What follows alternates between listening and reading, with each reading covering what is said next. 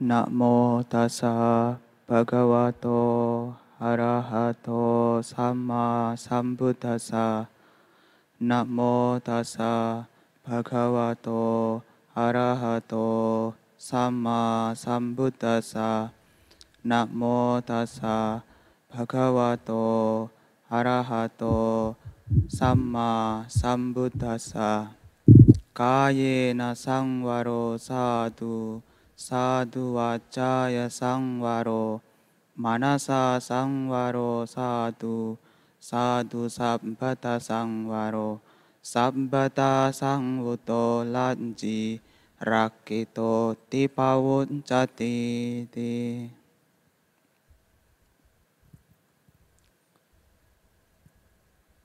Pertama-tama yang saya hormati Romo Ramani Pandita, Upasaka, Upasika, para bapak dan ibu, saudara-saudari sekalian.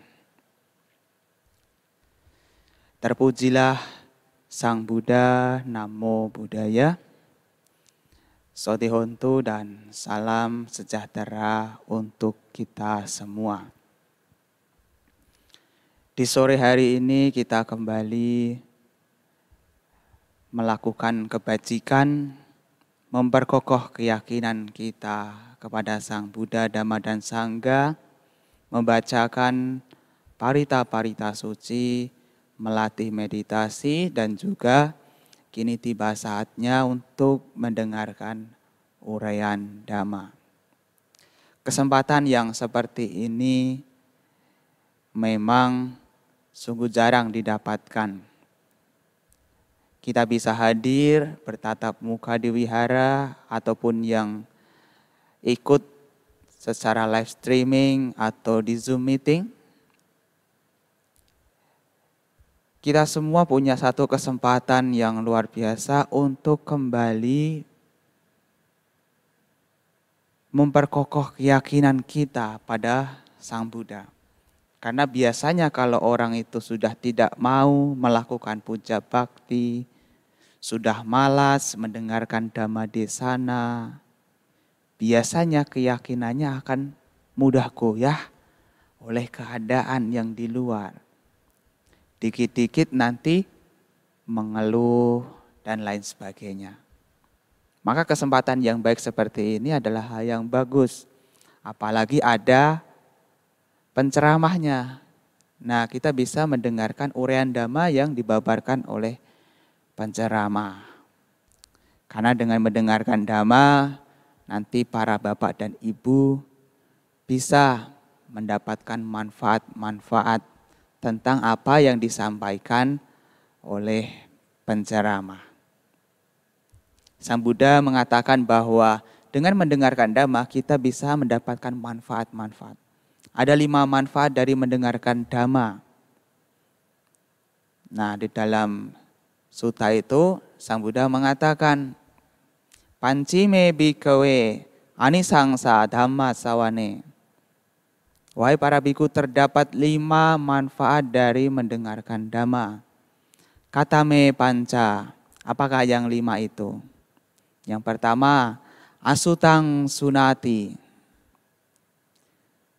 Mendengar apa yang belum pernah didengar sebelumnya. Jadi mendengarkan Dhamma ini kita bisa mendapatkan satu informasi baru yang barangkali belum pernah kita dapatkan, yang belum pernah kita dengar sebelumnya. Mendengarkan Dhamma itu bisa menambah wawasan. Nah, semakin banyak orang itu mendengarkan Dhamma, maka semakin banyak pula wawasan yang bisa diketahui. Kalau seseorang mau mendengarkan Dhamma dan sering mendengarkan Dhamma, maka wawasannya akan terus bertambah. Terus bertambah karena selalu mendapatkan informasi baru, selalu mendapatkan pencerahan baru. Jadi pengetahuannya akan semakin banyak. Itulah kenapa di zaman Sang Buddha orang yang wawasannya luas disebut sebagai bahusutta, artinya banyak mendengar. Banyak mendengar. Kemudian manfaat yang kedua apa? Manfaat yang kedua adalah Sutang pariyodapeti. Memperjelas atau memperkokoh apa yang pernah didengar sebelumnya. Barangkali topik yang disampaikan oleh penceramah sama dengan topik yang pernah didengar sebelumnya. Topiknya kok itu terus. Tetapi kalau kita merenungi, meskipun topiknya itu sama, pernah kita dengar sebelumnya, kita tetap bisa mendapatkan manfaatnya. Kita bisa memperjelas, memperkuat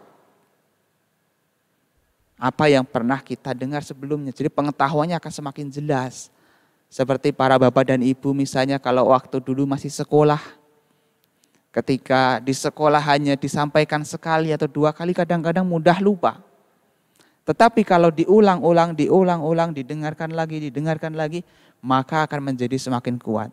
Sama di sini dalam mendengarkan dhamma juga, kita bisa mendapatkan manfaat, yakni memperjelas, memperkuat apa yang pernah kita dengar sebelumnya. Kemudian yang ketiga, manfaat yang ketiga adalah kangkang witarati, menjernihkan atau membersihkan dari keraguan-raguan. Menyingkirkan keraguan-raguan. Nah, dengan mendengarkan dhamma kan kita bisa mendapatkan satu kepastian, bisa mendapatkan wawasan tentang ajaran Buddha. Yang dulu mungkin kita masih memiliki keraguan-raguan tentang ajaran Buddha. Dengan mendengarkan dhamma kita bisa semakin mantap, tidak lagi ragu-ragu. Kadang-kadang kan di masyarakat sebagai umat Buddha kita itu berhadapan dengan situasi yang membuat kita itu kadang-kadang masih ragu-ragu dalam menentukan pilihan. Kira-kira kalau saya melakukan ini boleh tidak ya menurut dhamma? Kira-kira melanggar sila tidak ya? Nah, dengan mendengarkan dhamma maka kita bisa mendapatkan satu kepastian sehingga keraguan-raguan kita menjadi sirna, sehingga kita bisa pasti mengerti dengan jelas ajaran Sang Buddha dan kita terapkan di dalam kehidupan kita. Kemudian manfaat yang keempat adalah diting ujung karoti, meluruskan pandangan. Barangkali kita punya pemahaman yang pernah kita genggam itu kurang benar, kurang tepat. Maka dengan mendengarkan dhamma kita bisa mendapatkan suatu kejelasan. Sehingga tadi pandangan kita yang bengkok, tidak sesuai dengan dhamma, bisa kita arahkan, bisa menjadi sesuai dengan dhamma. Kemudian manfaat yang kelima adalah citamasa pasidati, yakni bisa membuat batin menjadi tenang. Bisa membuat batin menjadi tenang. Jadi kalau kita mendengarkan dhamma, kita bisa mendapatkan satu solusi berdasarkan dengan ajaran Sang Buddha, kita bisa mendapatkan ketenangan. Para bapak dan ibu, saudara-saudari sekalian, itulah mengenai manfaat mendengarkan dhamma. Itulah kenapa sebenarnya kita melakukan puja bakti seperti ini adalah supaya kita juga mendapatkan manfaatnya. Maka dari itu dengarkanlah baik-baik apa yang disampaikan di kesempatan kali ini. Karena topik kita pada sore hari ini adalah menjaga pikiran. Menjaga pikiran. Para bapak dan ibu saudara-saudara sekalian, menjaga pikiran ini adalah satu hal yang sangat penting sekali. Karena pikiran itu adalah sumber dari segala hal. Perbuatan kita, ucapan kita, itu adalah cerminan dari apa yang ada dalam pikiran kita. Makanya kalau kita bisa mengendalikan pikiran kita, pada saat yang sama kita juga bisa mengendalikan jasmani kita, bisa mengendalikan ucapan kita. Maka penting menjaga pikiran ini. Kan Sang Buddha mengatakan, mano pubbangama dhamma, mano seta mano maya, manasace paduttena bahasatiwa karotiwa, tatonang dukkamang weti, cakang wawahato padang. Pikiran adalah pelopor, pikiran adalah pemimpin, pikiran adalah pembentuk. Barang siapa yang bertindak dan berucap dengan pikiran yang kotor, maka penderitaan akan mengikutinya bagaikan roda kereta yang mengikuti langkah jejak lembu atau sapi yang menariknya. Sang Buddha mengatakan bahwa pikiran kita itu adalah pelopor. Jadi sebelum kita bertindak, sebelum kita berucap, biasanya sudah didahului oleh pikiran kita. Maka dari perbuatan, dari ucapan, kita bisa melihat bagaimana kualitas batin seseorang. Kalau tindakannya kasar, sering melakukan perbuatan yang jahat, yang buruk, merugikan, menyakiti. Juga ucapannya ucapan yang kasar, menyakiti, mudah marah-marah, mudah emosi. Kita bisa melihat kualitas batin orang tersebut. Karena dari batin yang keruh itu menimbulkan ucapan yang kotor, perbuatan yang kotor. Maka pikiran kita ini adalah sumber. Supaya kita bisa mengendalikan jasmani dan ucapan kita dengan baik, maka kita juga harus mengendalikan pikiran kita. Karena nanti kalau pikiran kita bersih, tertata, pikiran kita beres, maka ucapan dan juga jasmani kita juga akan bersih dan beres. Itulah kenapa Sang Buddha juga mengatakan lebih lanjut. Mano bangga madhamma, mano setta mano maya, manasa cepasannena, basati wa karoti wa, tato nang sukaman weti, caya wa anapayini. Pikiran adalah pendahulu, pikiran adalah pelopor, pikiran adalah pemimpin, pikiran adalah pembentuk. Barang siapa yang bertindak dan berucap dengan pikiran yang bersih, maka kebahagiaan akan mengikutinya bagaikan bayang-bayang yang tidak meninggalkan jejaknya, tidak meninggalkan bendanya. Maka kalau pikiran kita atau batin kita ini bersih, tindakan kita juga bisa bersih, menyenangkan, tidak menyakiti, tidak mudah berbuat jahat.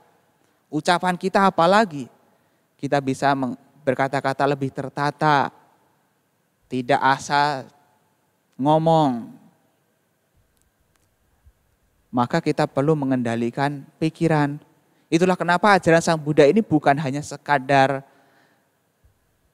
berbicara jangan berbuat jahat dan menambah kebaikan, tetapi juga membersihkan batin kita masing-masing. Inti dari ajaran Sang Buddha, kalau semua dikaitkan, adalah tentang 3 hal ini. Menjauhi kejahatan, menambah kebaikan, dan juga membersihkan batin kita masing-masing. Sang Buddha mengatakan, sabbapa pasa akaranang kusala saupasampada sacita pariyoda panang etam buddhana sasanang. Menghindari segala bentuk kejahatan, senantiasa menambah kebaikan, dan juga membersihkan batin sendiri, inilah ajaran para Buddha. Karena mengingat membersihkan batin sendiri ini adalah ajaran para Buddha, kita juga hendaknya mau membersihkan batin kita sendiri. Singkirkanlah noda-noda batin, singkirkanlah pengotor-pengotor batin, singkirkanlah keserakahan, singkirkanlah kebencian, singkirkanlah kebodohan batin, singkirkanlah iri hati, kedengkian. Pokoknya sikap-sikap batin yang tidak baik ini harus kita singkirkan, harus kita jauhi. Karena kalau kita tidak menjauhkan itu, nanti batin kita akan dikuasai oleh pengotor batin. Kalau batinnya kotor, maka ucapannya juga kotor, tindakannya juga kotor. Itulah kenapa kita penting menjaga pikiran kita. Nah, menjaga pikiran kita ini tugas kita masing-masing. Kita tidak bisa meminta orang lain untuk menjaga pikiran kita. Kita juga tidak bisa meminta satpam untuk menjaga pikiran kita. Ya kalau rumah, harta benda kita bisa meminta orang lain untuk menjaga. Tetapi kalau pikiran kita, tak ada seorang pun yang bisa menjaga pikiran kita kalau bukan diri kita. Maka menjaga pikiran kita ini adalah tanggung jawab kita semua. Kalau kita tidak bisa menjaganya, maka hidup kita menjadi hancur berantakan. Pikiran yang kotor, pikiran yang tidak bersih akan menimbulkan banyak masalah. Masih dalam pikiran saja sudah membuat banyak masalah, apalagi nanti kalau sudah termanifestasi ke dalam ucapan dan juga tindakan. Masalahnya menjadi semakin besar, semakin rumit. Maka dari itu menjaga pikiran ini adalah hal yang penting. Kita jaga baik-baik pikiran kita, jangan sampai dinodai oleh pikiran-pikiran yang tidak baik. Karena biasanya kalau pikirannya itu bermasalah, hatinya menjadi tidak tenang, tidak damai. Nanti sedikit-sedikit juga mudah emosi, perbuatannya juga sedikit-sedikit mudah kasar, menyakiti. Maka perlu menjaga pikiran kita. Caranya adalah dengan melakukan meditasi. Salah satunya dengan meditasi. Jadi dengan meditasi itu kita sesungguhnya juga belajar untuk membersihkan pikiran kita dari pengotor-pengotor batin. Apapun bentuk meditasi yang dipraktikkan, sesungguhnya memiliki tujuan untuk mengikis pengotor batin kita. Supaya batin kita tidak dikuasai oleh pengotor-pengotor batin.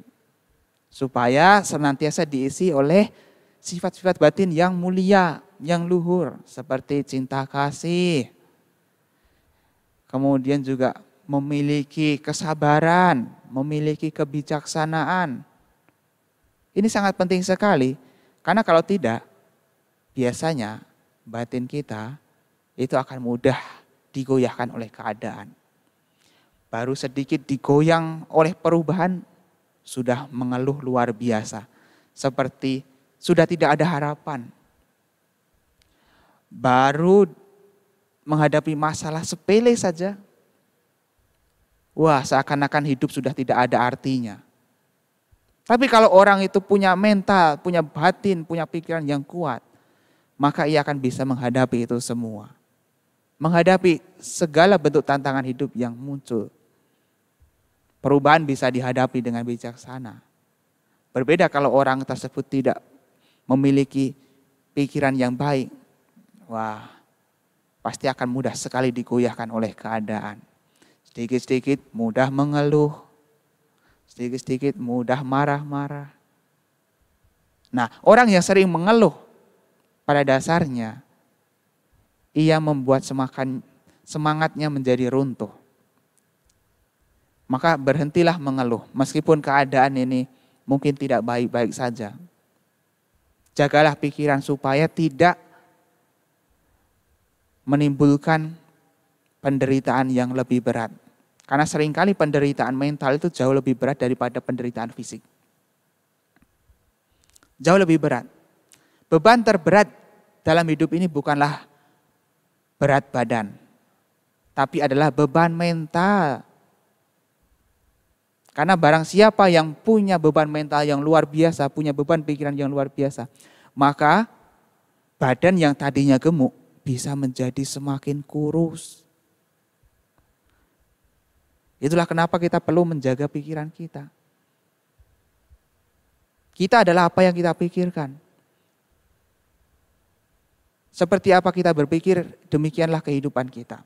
Kalau isi pikiran kita senantiasa diisi oleh keluhan terus, maka hidup kita juga tidak akan bahagia. Tidak akan bahagia. Maka isilah pikiran kita dengan hal-hal yang baik.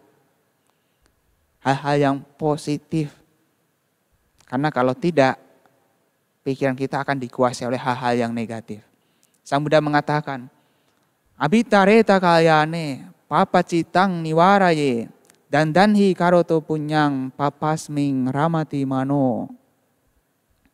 Bergegaslah berbuat kebajikan. Dan singkirkanlah atau jauhkanlah pikiran-pikiran yang buruk. Karena barang siapa yang tidak mengupayakan hal itu, maka pikirannya akan lebih condong, lebih menyukai pada keburukan-keburukan. Kalau kita tidak mau berupaya untuk mengisi pikiran kita pada hal-hal yang positif, maka pikiran kita akan dikuasai oleh pikiran-pikiran yang negatif.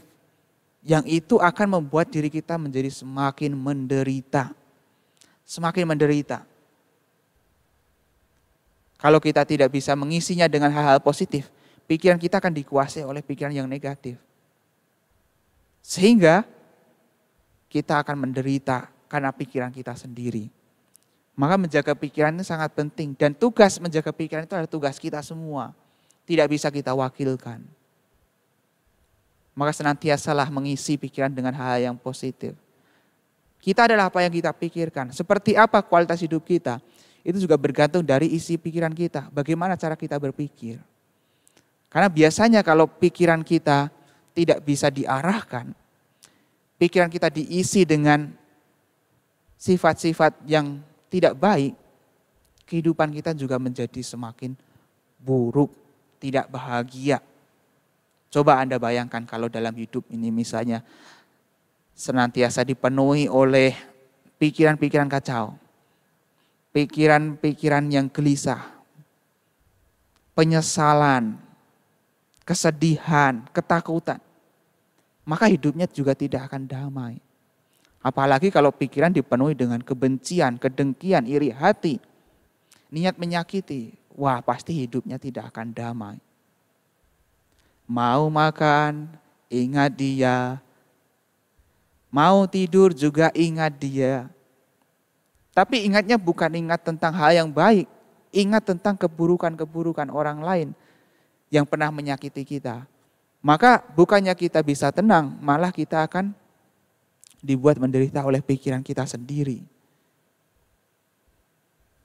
Kalau kita tahu bahwa sifat-sifat pikiran yang tidak baik itu membuat kita menderita, kenapa kita masih simpan? Kalau pikiran buruk itu ibarat seperti sampah, kenapa kita masih simpan? Kadang-kadang malah kita pamerkan di media sosial, kita umbar kebencian, kita pamerkan keirihatian kita pada orang lain, kita pamerkan kekecewaan kita pada orang lain, kita pamerkan sakit hati kita pada orang lain. Kenapa demikian? Singkirkanlah itu semua karena itu tidak akan membuat kita bahagia. Saya mudah mengatakan bahwa terdapat dua jenis penyakit. Due me bikawe roga, kaika roga, cetasika rogaca. Wahai para biku, terdapat dua jenis penyakit. Penyakit yang pertama adalah penyakit yang berkaitan dengan fisik. Tapi yang kedua adalah penyakit berkaitan dengan mental. Penyakit mental itu jauh lebih berat, jauh lebih parah daripada penyakit fisik. Penyakit fisik sakitnya cuma hanya di kehidupan saat ini. Tapi kalau sakitnya itu sakit mental, itu bisa mempengaruhi kehidupan selanjutnya. Maka kalau ada masalah-masalah mental, gangguan-gangguan pikiran yang tidak baik, seperti kebencian, seperti permusuhan, pertikaian, dendam, segera singkirkan. Jangan disimpan di dalam hati. Karena itu menjadi masalah mental kita, baik di kehidupan saat ini juga akan berdampak ke kehidupan selanjutnya. Maka penyakit mental ini adalah penyakit yang berat. Yang berat. Karena dampaknya bukan hanya kesedihan di kehidupan saat ini, tetapi juga di kehidupan mendatang. Maka Sang Buddha mengatakan, diso disang yang tang kayira, weriwa panawerinang, mica panihitang citang, papionang tato kare. Luka dan kesakitan macam apapun memang bisa ditimbulkan dari adanya permusuhan, dari adanya kebencian. Tetapi pikiran yang diarahkan dengan salah akan jauh lebih mendatangkan penderitaan. Penderitaan dari pikiran yang diarahkan dengan cara yang salah jauh lebih berat. Bisa berdampak ke alam penderitaan di kehidupan selanjutnya. Maka dari itu sakit hati, kekecewaan, kebencian, singkirkanlah, itu tidak akan membawa manfaat. Tidak bermanfaat, singkirkanlah, itu tidak penting. Lebih baik sakit gigi daripada sakit hati. Iya kan? Kan banyak orang berkata demikian. Lebih baik sakit gigi daripada sakit hati. Karena sakit gigi rasanya bisa dirasakan, penderitaannya hanya di kehidupan saat ini saja. Tidak bisa menyebabkan seseorang terlahir dalam neraka. Tidak ada orang yang terlahir di neraka gara-gara sakit gigi. Tetapi kalau sakit hati nanti isinya dipenuhi dengan kekecewaan, kesedihan. Kesedihan mental itu bisa menyebabkan dirinya terlahir di alam yang menderita. Terlahir di alam yang menderita.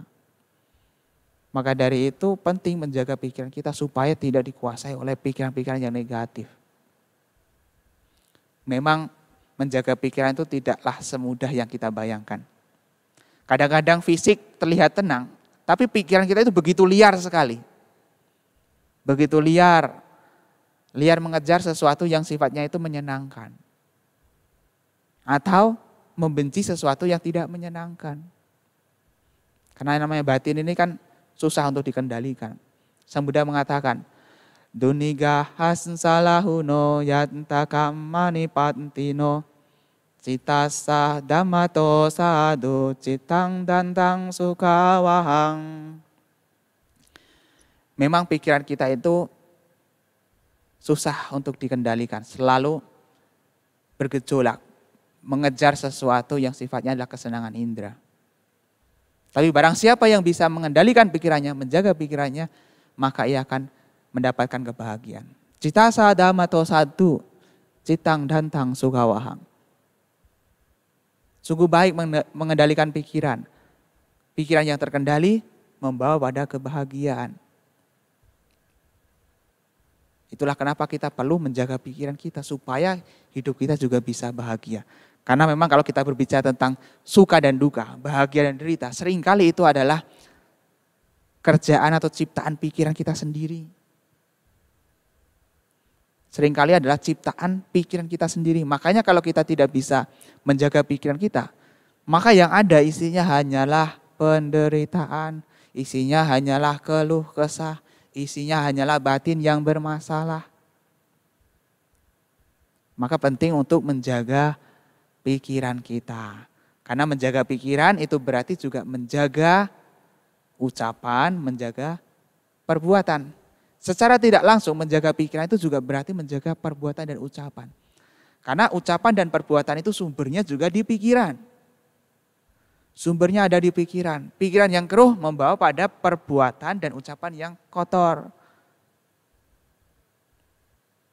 Maka Sang Buddha menasihati kita supaya kita tidak hanya mengendalikan jasmani, supaya tidak hanya mengontrol jasmani, tetapi juga mengendalikan ucapan dan juga mengendalikan pikiran. Pikiran itu yang lebih penting. Sang Buddha mengatakan, Kayena sangwaro sadu sadu acaya sangwaro, manasa sangwaro sadu sadu sabbata sangwaro, sabbata sangwuto lanji rakito tipawut cati. Sungguh baik terkendali secara jasmani, sungguh baik terkendali secara ucapan, sungguh baik terkendali secara pikiran, dan sungguh baik terkendali dalam segala hal. Mereka yang terkendali ke dalam segala hal adalah yang disebut sebagai yang terlindungi. Maka sesungguhnya kalau kita bisa menjaga pikiran kita, menjaga ucapan kita, menjaga tindakan kita, kita bisa menciptakan diri kita, kita bisa membuat perlindungan untuk diri kita, membuat perlindungan. Kalau kita mau terlindungi supaya terbebas dari masalah-masalah, ya jagalah perbuatan, jagalah ucapan, jagalah pikiran. Tidak hanya berhenti di pikiran, tapi ucapannya juga harus dikendalikan. Kan banyak kadang-kadang orang itu mengeluhkan, Samanera itu orang kok sebenarnya rajin loh meditasi, tapi ucapannya kok kasar banget.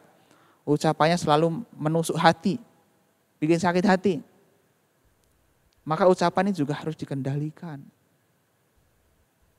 Sang Buddha mengatakan, Purisasa ijata sa kutari jayate muke, yaya cinta tiatanang balo dubasitang banang.